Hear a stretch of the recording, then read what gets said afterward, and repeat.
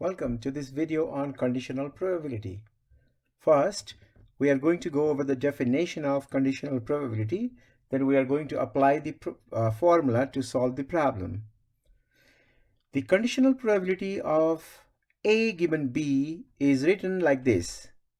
Probability of A given B. We write P inside the parenthesis A/B, and we read this as probability of A given B. And the meaning of that is the probability of A given B is the probability that A will occur given that the event B has already occurred. So if you are calculating probability of A given B, we are calculating the probability of A when B has already occurred. So the formula for that is probability of A given B is equal to probability of A and B divided by probability of B. This probability of B cannot be 0 and probability cannot be negative, so probability of B must be strictly positive. It is always greater than 0. It can be 1 or a number more than 0. We are going to look at two examples where we can use this formula to calculate the probability. Here is the first example. There are 100 birds in a zoo. 50 birds are male with brown eyes and 20 birds are female with brown eyes. 20 of the birds are male with blue eyes and 10 are female with blue eyes. We are asked to construct a contingency table, that is the table representing this data, and we are asked to calculate the probability after this. So first, let's try to construct the table. So out of 100 birds, 50 birds are male with brown eyes. So male, and they have brown eyes, and there are 50 birds like that. 20 birds are female with brown eyes. Female, but they have brown eyes. So we can write female with brown eyes, they are 20. Next, 20 of the birds are male, okay, with blue eyes. Blue-eyed male, they are 20. And then 10 are female with blue eyes. Female with blue eyes, you have 10 of them. So this table I'm creating here, this is the contingency table. What I'm going to do is at the end here, I'm going to find the total. Also down here at the bottom, I'm going to find the total. Okay, let's add and find the total. In the first row, 50 plus 20 is 70. In the second row, 20 plus 10 is 30. Now let's add column wise. 50 plus 20, 70. 20 plus 10 is 30.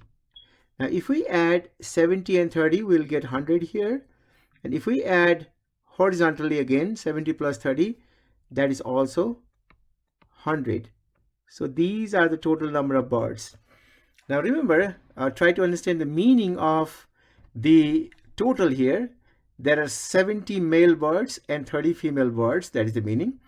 There are 70 brown-eyed birds and 30 blue-eyed birds. Total, we have 100. Now let's find the first probability. So if a bird is selected at random, what is the probability that the bird is a female?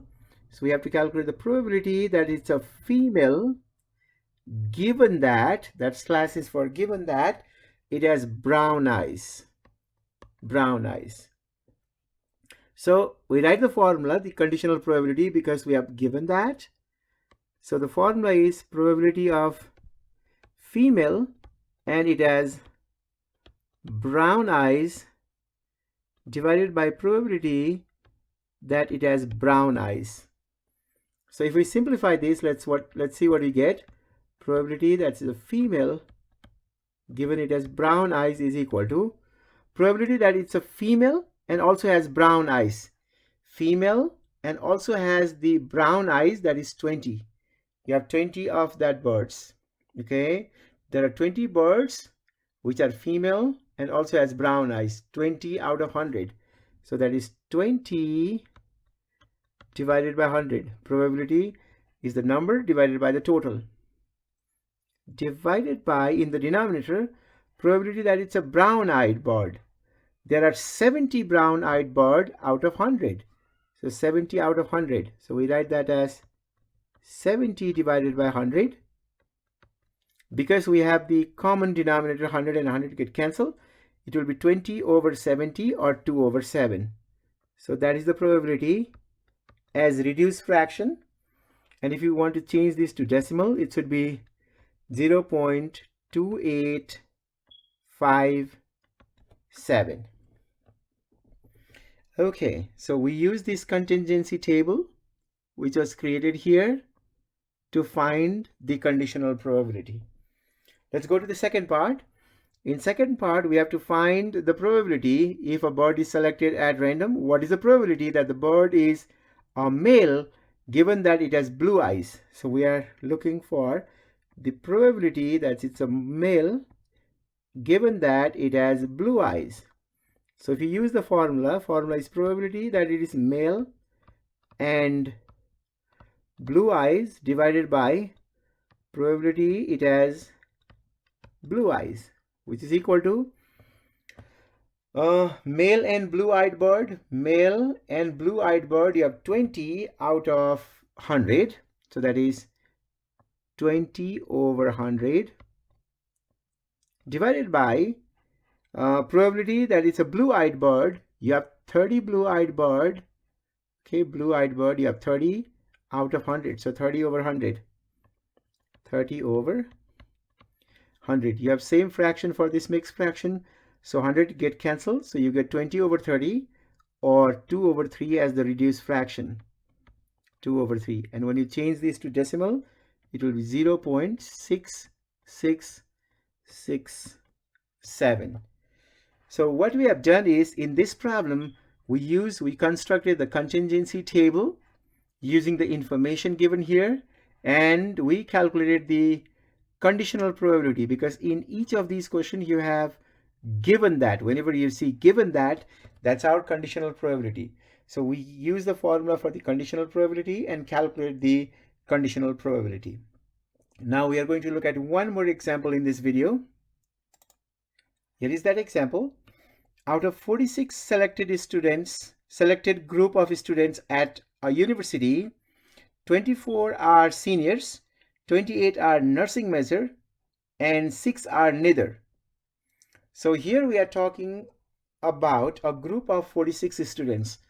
So I'm going to use Venn diagram in this case. Suppose this box, this rectangular box represents total number of students.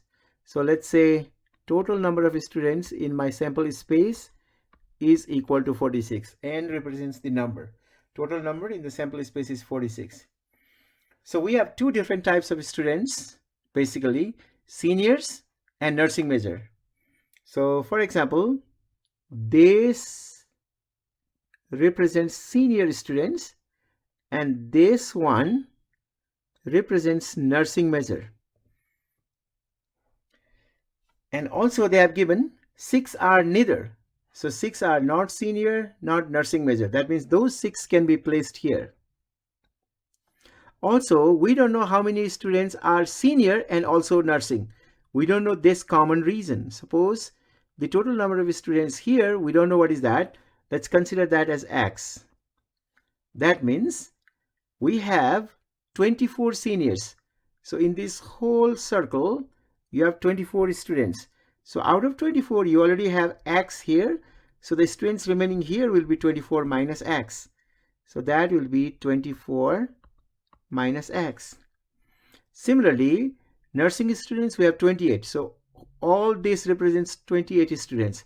Out of 28 students, we have X students here. That means over here, we'll have 28 minus X. 28 minus X. But what we know is if we add these students plus students over here and these students and the student outside, the total students will be 46. So let me write that equation.